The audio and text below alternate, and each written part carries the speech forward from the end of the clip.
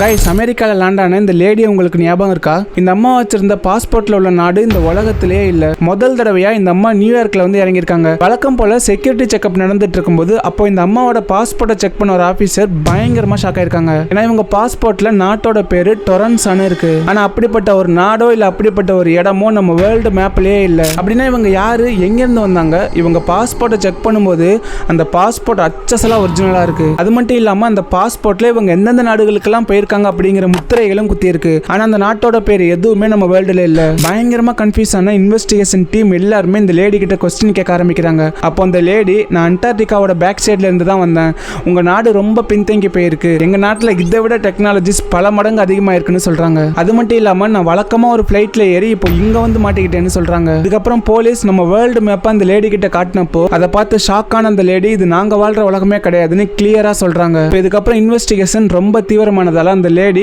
நான் வாஷ்ரூம் போயிட்டு வரேன்னு நைஸா நழுவிட்டாங்க. ரொம்ப நேரம் ஆகியும் அந்த லேடி வெளியில வராததால சந்தேகமான போலீஸ் டோர் ஓபன் செஞ்சு பார்த்தப்போ அந்த லேடி மாயமா மறைஞ்சு போயிருக்காங்க.